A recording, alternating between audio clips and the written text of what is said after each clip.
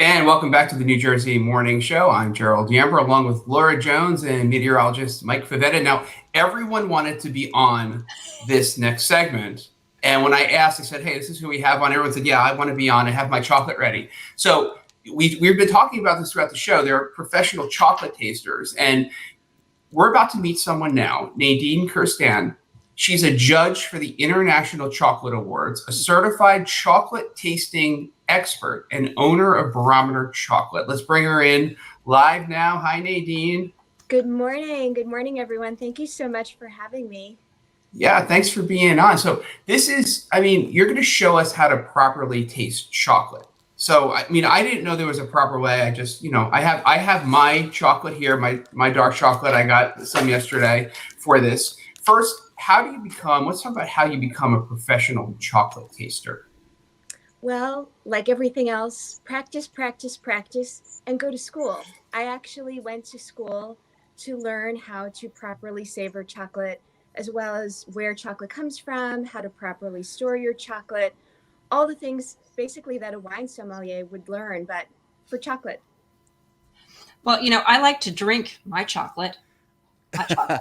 Well, chocolate actually has its origins as a drink. It started off as a drink way before it was a bar. See, you learn something new every day. The Aztecs were drinking their chocolate way before the Europeans were enjoying chocolate bars. Yeah. So can you tell us, show us a little bit about how you properly taste chocolate? Because sometimes I'm like inhaling it so quickly, I'm not enjoying and savoring the chocolate. So help us. Let's see. All right. Well, for you today, I have this lovely little chocolate chicken, a spring chicken in honor of Easter or celebrating spring. Yep. And so what I like to do first with any kind of chocolate that I have, whether it's a bar or a chicken, is just to admire it for a moment. I like to, you ever listen for the ocean in a seashell? Yes. I kind of like to allow the chocolate to transport me to the rainforest and think about the sights and the sounds and the smells and the farmers and the weather, everything that brought this beautiful chocolate chicken to me today, or whatever chocolate you have in front of you. The next thing I like to do is to snap the chocolate and listen for that beautiful sound of the cocoa butter crystals being broken apart. So I'm going to snap my chicken, snap his head off. Sorry, chicken. You should hear a lovely little snap. And then what I invite people to do, once you've snapped the chocolate, it releases the volatile aromatic compounds. And so bring it close to your nose, almost like you're telling it a secret. Close your eyes like you're about to kiss someone you really want to kiss. Really enjoy that moment. Breathe it in and just notice what you notice. You might notice an earthy smell, a fruity smell, floral. So just enjoy that scent for a moment. And then you can finally take a bite or two and then allow the chocolate to melt on your palate. It takes about 7 to 10 seconds for a fine chocolate for the arc to unfold. So you will have top notes, middle notes, and finishing notes. I'm going to try my chicken. Yeah. All right. Well, while you're testing that, we get a lot of different candy in that Easter basket, and some could be, sometimes those giant bunnies may not be as fresh. So when you're snapping it, is there something that we should say? Maybe we don't want to test that chocolate out. Like you're listening for the freshness when you snap it. Yep. You're listening for the freshness, but you're also listening for the proper tempering of the bar. So my friends at the Meadow, it's a beautiful store in Portland, Oregon, say the snap of a well-tempered chocolate is a lovely sound that oscillates between the solid, reassuring thud of a Mercedes-Benz door and the tinny crackling of a sheet of ice on a frozen pond. So you should hear one of those sounds. It might depend on the thickness of the chocolate, but it also depends on that beautiful alignment of the fat in the chocolate, those cocoa butter crystals being in perfect alignment. Almost imagine chairs stacking one upon another. So you're breaking that perfect alignment. So I think, sorry, Gerald. Right. Yeah, I think bottom line, right, is that we all eat our chocolate too fast. You eat it too fast. And when you eat it so fast, especially when you're savoring a fine chocolate, the kind of chocolate that I work with, you're missing that beautiful evolution of flavors.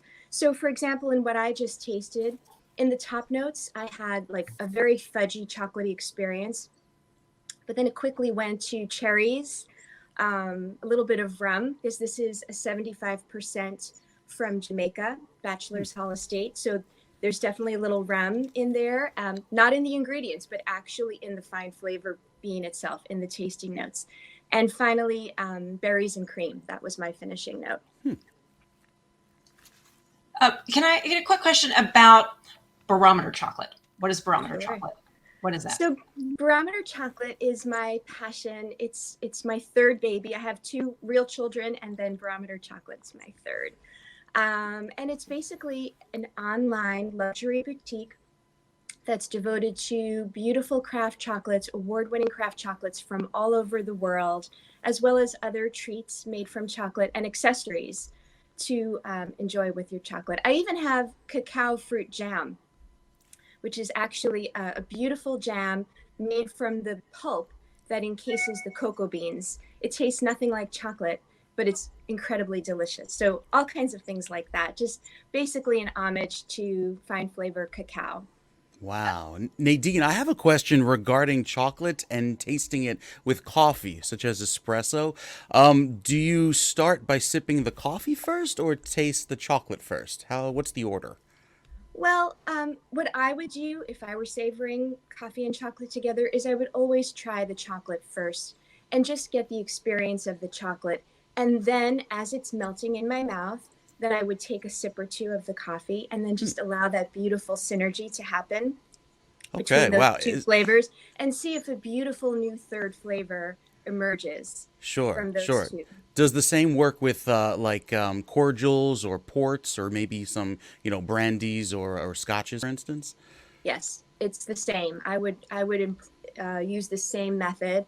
And the cordial experts or the wine experts, they might say try the beverage first Yeah. and then go to, but of course I always start with the chocolate because Okay. that's my love. But yeah, you want the whole idea of pairing is to create a beautiful new third flavor, something elevated out of those two. See if you can get something new. Wow, thank you. Well, this is wonderful. And we have a link to Barometer Chocolate on njonair.com. And thank you so much for educating us and also making it's I'm going to appreciate it. It's going to be almost therapeutic. Nobody bother me. I'm appreciating my chocolate. Or you could teach your son in honor of his birthday and There you share go. a little with him. I wish him a happy birthday. Well, thank you. Thank you so much. And thank you for being with us today. My total pleasure. Thank you for having me. All right. Thanks, Nadine.